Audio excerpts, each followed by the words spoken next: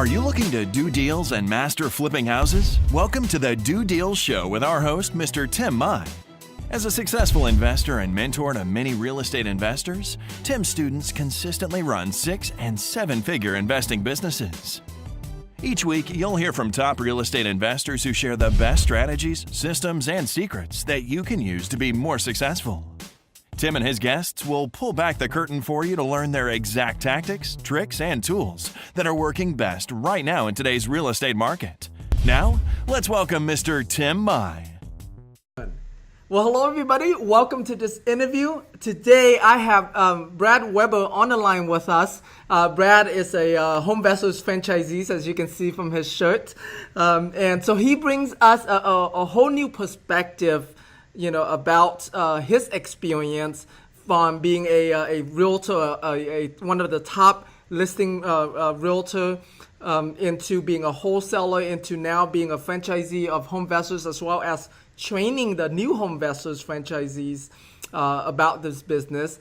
And before we started the recording, Brad shared with me some of his the lessons that he learned along the way, and his perspective around, do you do more deals, like have higher volume, or should you focus on doing less deals but more profits per deal, so that way in the end you have a smaller business that is just as profitable, if not even more profitable, right? And so thank you, Brad, for doing this interview with me, buddy. Thank you for having me. Awesome. All right, Brad. Well, let's take us back on how you get started in this business. And what made you, what got you interested in real estate investing? So that's a loaded question.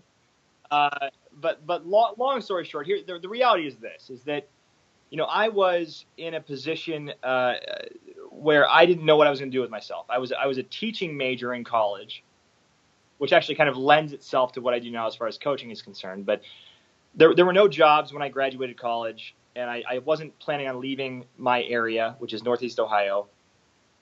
So I needed to find some sort of alternative. I thought if I found a teaching job, real estate lends itself toward summertime employment, right? If you're teaching, you got summers off, go sell a few houses, maybe make some money, right?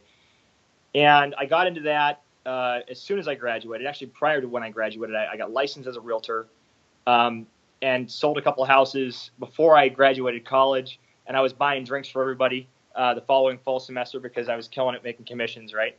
Then the market crashed. So the market crashed. There were no teaching jobs, and I had no prospects. So I got into being a realtor full-time because I had no other opportunity, nothing else available to me, and I knew I could do sales. So I started selling as a realtor and stuck with it through the recession, got into doing a bunch of short sales and working my butt off, doing that kind of stuff. And it just became, next thing I know, I'm doing it for 7 years. But I got burned out. I was working 90 hours a week. I had a young family at the time. I think we just had our first kid, my son. I had a few rental properties. I had my personal residence, and it was just too much. And I needed some sort of alternative. So I thought, I can't go back to teaching. There's still no teaching jobs. The market still sucked for any other form of employment that I would feel that I'm marketable for. So I stumbled upon a couple podcasts, as it were. And they started talking about wholesaling. And I thought, what the hell is this? I've been a realtor for 7 years. I know nothing about wholesaling. I've never heard of it. So I ended up jumping into that boat. And I mean, do you want me to get into the entire story of what that looked like? Sure. I mean, yeah. Of course, we're not going to take the whole interview on it, but sure. Yeah. Look, here. Long story short, I ended up finding a podcast that told me what wholesaling was. And it was something that was my broker, as a commercial broker, knew about and was comfortable with. So I actually brought it past him first. And he said, you know what, this is outside of what we do. It's entirely legal. Go ahead and try it, So I had a couple houses that came across my plate that I normally would have passed on as an agent in kind of junkier areas that, I couldn't have made a commission on, is really what it came down to.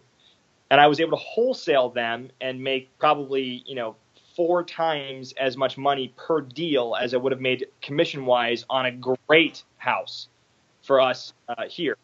So I thought, that happened, and I thought, well, hell, I could probably work half as much and do this sort of a transaction with the system that I have set up and make good money. So I shifted immediately. Probably within 6 months of that occurring, I shifted entirely out of being an agent, entirely into being a wholesaler, and this is probably 6 years ago now. And that this from there forward, that's kind of where the story began as far as my investing is concerned. Gotcha. Okay. So before before you joined Homevestors, what kind of marketing were you doing in your wholesaling business, and what kind of volume were you doing? So pretty quickly, from the time I decided to get out of being an agent, which I'm still licensed, by the way, I still use the license. I don't necessarily say you have to be licensed to be a wholesaler or to do any sort of investing, but it is helpful. It can be helpful. As soon as I transitioned out of being a full-time agent into the investment world, I shifted to essentially I started by doing yellow letters, handwritten yellow letters, which everybody I'm sure listening is probably at least remotely familiar with. That's all the gurus push. And I would still say, aside from bandit signs, that is probably your most effective form of marketing. What I did was I'd have my wife write somewhere between 20 and 50 handwritten yellow letters per week. So we were sending out 100 to 500 letters from lists that we would get from various sources, which we paid for. But one deal, my first deal, paid for months and months of potential advertising. So we would send out handwritten yellow letters, handwritten, the way everybody tells you to do it. And I'm telling you, there's no better way. I know guys out there are telling you all these secrets and tips to print them off, and there's no better way than clearly it's fucking pen on paper. Excuse my French, but it's pen on paper when it's pen on paper, and people know it. And that makes a difference in the mailbox. So we would send out those letters, and I did that for 6 months, and we killed it. We very quickly made a presence and a name for ourselves in the local market here. And the guys that were actually players in the market here started to say, who the hell is this Brad guy? Like, where did he come from, And I thought, like, I'm just doing what I've been told to do. And I'm making it work, and I'm going out and looking at the houses. I'm creating transactions. I'm advertising the properties. I'm not doing anything. This isn't rocket science. I'm not doing anything complicated, but I'm doing what I'm told to do in a consistent fashion, and it was creating attention. So about 6 months into me doing that, I got a call from one of the guys that was already at the time a pretty heavy player in town, investment wise. And he says, listen, I see you everywhere. I don't know where the hell you came from, but, you are very good at acquisitions, and I want to create this kind of partnership where we have this sort of turnkey model set up. Would you be interested in joining? So I jumped on board with that and created this sort of, we created I'm talking, so if you need to interject with questions, please tell me. But so we created the sort of pseudo turnkey model where my buyers list that I had built up and their buyers list that they had built up, we kind of combined, and we did this system where we had a property management company in place, a brokerage in place, and our wholesale model in place where we would provide the asset to the end buyer. We would deal with the management, we deal with the rehab, we deal with the repair, we deal with the tenancy, all in kind of like a systematic model. And we were doing 250 deals a year for a couple of years there. So that was my pre-Homevestors sort of thing. And that all occurred within 3 years. I mean, I went from being a full-time agent, hating it, not hating it, but realizing that I'm going to burn myself out, to this whole new model that I thought maybe would be some sort of freedom from that, which became me working just as much.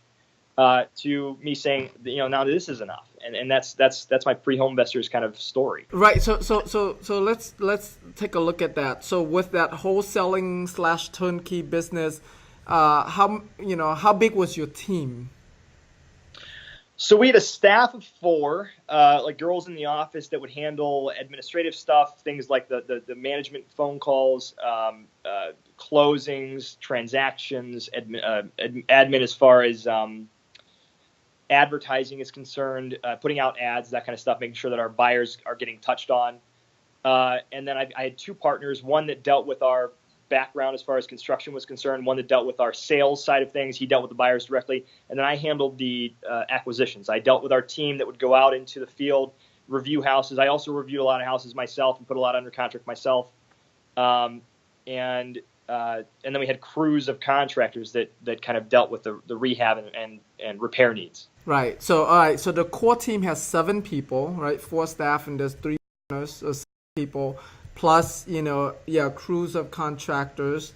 Okay. So I'm asking these questions to get clear on, the what the business looked like to run a 250 deals a year business versus what you have now, right? Sure. Okay. So let's make that transition. So, like I said, even then, we were doing well and we were all making money. We were probably a couple $1 million company. But there's a lot of hands in that pot. And it's a lot of work for everybody involved. So, I had actually gotten a call as the acquisitions guy, right? Part of my job was to make sure that we were getting deals coming in. So one of the things we were doing is aside from having bandit signs everywhere, we also started to kind of get into having billboards. And so I had a couple, I think we had 3 billboards around town, which is, if anybody is at all familiar with the cost of advertising, that's a relatively expensive thing to be involved in. So I got a phone call from, at the time, what was the only HomeVestors franchise in Greater Cleveland in Northeast Ohio. And, our billboard suspiciously looked a little bit like a HomeVestors billboard. Not that we really even knew it. It was just traditional colors, yellow and red and black and just bright, striking colors. And he called me up and said, hey, listen, you guys are doing a lot of deals in areas that I don't want to go to or in the types of homes that I don't want to really have to deal with. If I gave you these leads that I'm getting in those areas and you guys can offset them or transition them or wholesale them or whatever, and you get paid, give me $1,000. So I said, as the acquisitions guy, I'm like, sure, this is a great lead source, right? For my little company that we set up. This is fantastic. So that was May of whatever year that was. And by August of that year, we had paid this guy like $55,000, which meant we did 55 deals just off of his garbage. So my thought was, well, hell, if this is his garbage, why don't we just transition into getting the good stuff, like being a franchise and getting the leads that he's getting too, right? So I brought this to my partners and they said they weren't interested. And I said, well, I am. So I ended up transitioning out of this model where I had this massive overhead. Our revenues were fantastic, but we had tons of overhead. We had buildings and staff and people and coordination to deal with. And I said, if I can get out of that and make as much or more within a system that makes sense, then I'm going to try that. I'm going to give it a shot at least and see how it goes. So when my partners weren't interested, they weren't interested. I ended up signing up with HomeVestors as a franchisee, breaking my partnership down, losing staff, changing personnel, everything, moving offices, transitioning into this very lean sort of system. And that first year afterward, after having transitioned out of that model with my big kind of operation where we were doing 200 deals, I think in my first year I did 30 deals with HomeVestors, and I made more money that first year, not in terms of revenue, in terms of net income to me, to Brad. I made more that year with lower overhead, fewer deals, and in using the systems and the sales techniques that I got from this franchise to increase my margins than I ever had as this massive, big shot, thinking that I'm some kind of hot shot, having this, we do 250 deals a year. I'm a big shot, right? And now, my specific office will fluctuate somewhere between 40 and 50 deals a year. And we're doing tremendously better than I ever did trying to create this massive machine. Right. And so are most of these deals, you're still wholesaling them, or do you fix and flip any of them? So we're in Northeast Ohio now. We're up to 10 offices, and when I started, I was the second. And it's give and take, man. It depends on what your mode of operation wants to be within the industry. Because we've got guys that exclusively do retail flips. We've got guys that do a lot of wholesale stuff, which is slightly less than a retail flip. Which I don't know if you talk to your listeners about wholesale, but it's wholesale stuff. And we've got guys that do specifically rentals. We've got guys that do specifically wholesale. My office, because I was good at it and I had a great buyer's list, I do a lot of wholesale still because I've got good margins with it. And I know what I'm doing. Not to say that I don't want to do more retail stuff and that the market shifting kind of wants me to do more retail stuff. But that's, it's what I know right now, and it's what works for me. That's awesome. Okay, so let's talk about, what you're good at, which is the acquisition side, right? Okay. So two parts to acquisition that I want to cover. One is on the marketing, and then the other one is on the conversion, right? How to actually get these deals. So let's talk about marketing. So before Homevestors, what was your cost per deal? And then what is your cost per deal now or after with Homevestors? Sure. So, we were trying to do something like 20 transactions a month in my previous partnership.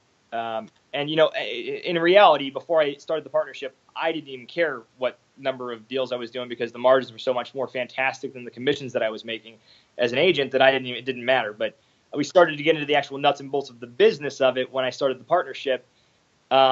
We were shooting for 20 transactions a month. We knew that we probably had to spend somewhere between $7,000 and $8,000 a month in general marketing, which means paying our girls to write the letters, paying for research in terms of demographics, paying for the any radio advertising we were trying to do, or any billboards. And those 3 billboards that we had were very, very heavy in terms of that cost. When I started with Homevestors that first year where I said I was making more money than my last year with the partnership, my first month I spent $1,000 in advertising. So the difference being this, when I was with the partnership, there was a lot more work involved in terms of determining demographics and a lot more waste. When you don't know exactly who you're shooting for, it makes it a lot harder for you to target market those people, right? And that's the problem with being independent in general in this industry is not knowing who and how to target. And stepping into the system that I'm in now, those things are kind of taken care of, and the opportunity to spend a lot less than that in terms of monthly advertising is available to you because it's already taken care of. The branding and the advertising agencies in place already kind of work for you for that. Right. Okay. So what just to give us an idea, like what was your average profit per deal back then, and what's your average average cost per deal? I'm sorry, average cost per deal back then, and what's your average cost per deal now? So cost per deal, it depends on how you're defining that. I guess then it probably cost us in terms of property under contract. Then we were probably at, I wouldn't even know now. Let's do the math. If we were shooting for 20 deals under contract in a month, or say 15 to 20 deals for under contract in a month at $6 or $8 grand in advertising, what would that end up being? That's almost like $500 a deal, something like that. Sure, that sounds right.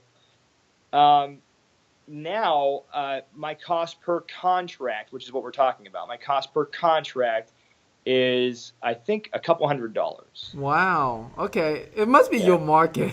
Can't find that kind of... Not in Texas. Yeah. Yeah, no, not in Texas. That's amazing. Okay. Well, and then, okay. And so your cost per deal went down. Has your profit per deal gone up from the... Yes. Like, have you Yes. been able to find... Yeah, I'm with... The average margin that we had, and this is something else too that has shifted my abilities right now, is that my average margin with this partnership that I had set up with no system in place, no actual kind of like bracketing, no kind of control, or too much control probably. I think our average margin was $4,000 or $5,000 a deal. And at 200 deals, that's a lot of money, but it takes a lot to get there. My average margin now within the system, and I think our average margin across the board for Northeast Ohio, and this is just, again, a very Midwestern Rust Belt sort of number, but for our system here, the way we have it in place, we're at, I think, $15,000 in an average margin per deal. Now that's across the board, and that's with every different type of office that we have in place. And guys do things differently. Not everybody wholesales. So let's talk about just the wholesale part of it, because if we throw in fix and flip, I think it's gonna, because I want to compare. Well, yeah, we've got one guy who almost all he does is fix and flip, and his average margin per deal is like $47,000 a deal. But in terms of wholesale, I think it's somewhere between $12,000 and $15,000. That's pretty good. Okay, all right. You guys have some amazing margins there. We should move to Ohio. Yeah.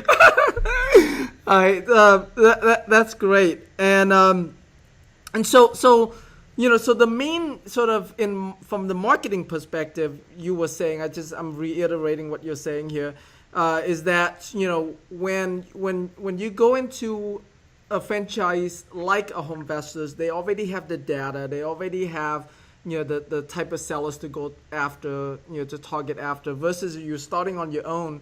You kind of have to learn that, right? You got to learn who's my target audience, where they at, how can I best reach them, and versus tapping into something that's already working, that you benefit from. Now I want to bring to the second part of the acquisition was your ability to convert these deals. Your numbers is just crazy good. What are you doing differently than, say, most people out there that allows you to convert so much more of these leads that, like the other guy you're talking about, what's dead leads to him into deals? Look, there is no question that at the end of the day, there is a skill set that's involved in doing this well, right? There's a certain type of person that does this industry effectively. That's not to say that anybody can't do it. Everybody can. You got to know who you are. You got to know your own personality type and how your personality type plays into other people's personality types and what their personality type is and how to read them. And here's the reality. Getting into Homevestors, and I'm not trying to make this a Homevestors commercial, but it's kind of becoming that, which for good reason. Getting into this system has really shown me what my abilities are, what I'm good at, and also how to read people effectively. And then if you couple that with effective sales strategies and effective lines of questions, you're going to be able to be in a way, way better position than just kind of going in blindly, not knowing who you are, how you communicate, not knowing how other people communicate and how they might interact with your personality type, and not knowing what sort of lines of questioning you should use given all of those different situations. And what I was able to be taught using the system that I'm a part of now is how to recognize who I am, who other people are, how that interplays, and then also how to kind of create a line of questioning that gets me where I need to be and where they need to be for us to be able to make something work that's mutually beneficial. So I've been able to increase my margins and reduce my costs and all those things very specifically because of that sort of an ideology. Does that make sense? Yeah, it does. Okay, so there's a sales and negotiation method that Homevestors use. And correct. From what I'm hearing, it's very personality driven, and so depending on your personality, depending on the personality of the clients that the sellers that you're talking to, the homeowners that you're talking to, you're going to adjust your questions and your how you do it to get the most conversion. Correct. Okay. So yeah, I know you do a lot of training and mentoring for the new franchisees in your area. Have you found that some of these franchisees, based on their personality, they're better off just being the business owner and hiring someone else to do their acquisition? Or have you found that what you're talking about is trainable no matter what that person's personality is? That is a great question. That's a really good question. Very good question, actually. So here's the reality.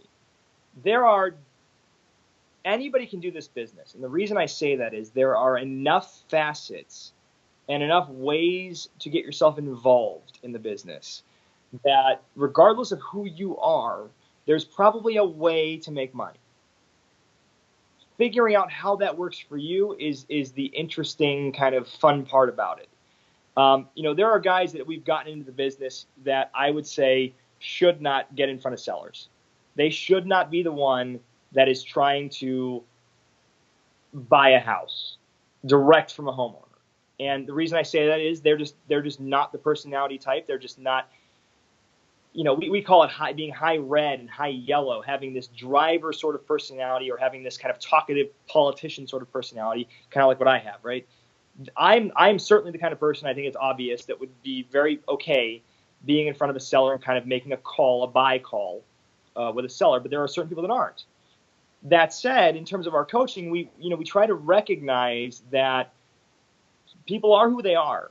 And if I can learn your personality type and I can kind of show you that maybe you need someone else, maybe you'd be great at doing the analyzing part of this. Maybe you'd be great at figuring out comps and values and determining the numbers section of things, but you're really kind of too quiet or timid, or we call it blue or green, analytical or broad, big thinking to be able to make this work where you're one-on-one with a seller.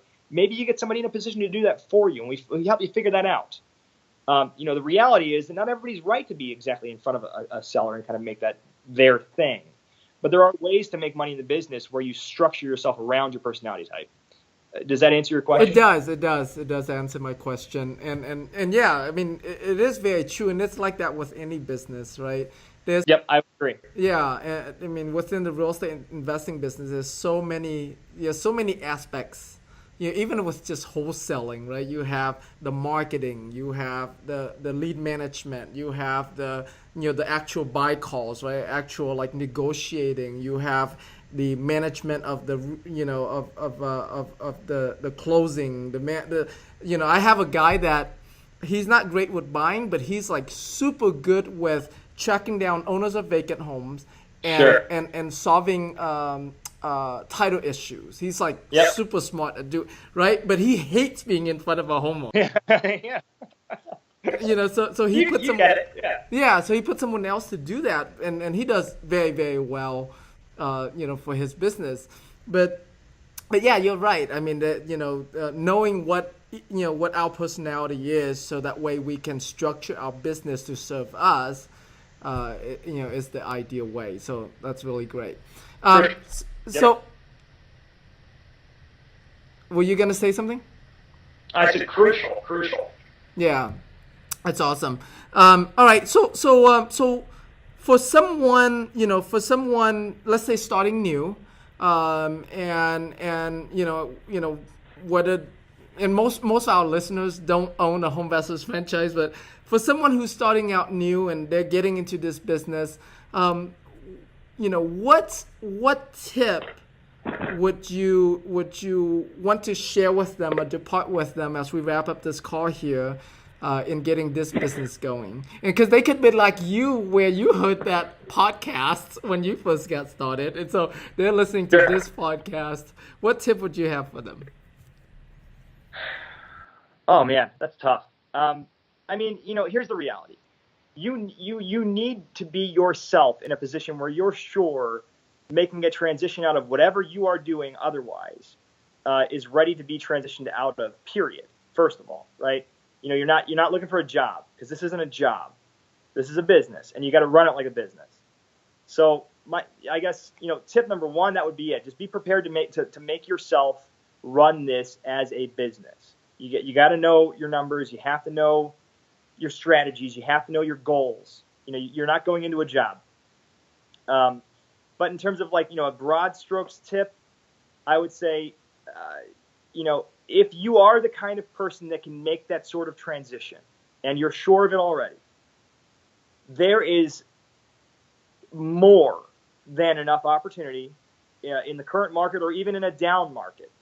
There is more than enough opportunity across the country to do this business in a way that makes you comfortable, regardless of your interest or your anticipated income level. There's more than enough opportunity out there for you to do it if you do the right things consistently on a daily basis. And those tips are out there. What those things are out there. Just do them consistently every day, and you're going to be able to make what you want for your life, the financial freedom that you want for your life in this industry, as long as you remain consistent. That's my tip of the day. Awesome. Thank you so much, Brad. Well, buddy, thank you so much for doing this interview with me. It's been, really awesome, and I've learned a ton, not just about this business, but about the inner workings, I guess, sort of, you can say, of what it's like to, as a Home Vessels franchisee. Sure. So thank you so much for that. Thank you. Awesome. Well, if the folks listening wants to reach out to you, connect with you, learn from you, where would you like to send them?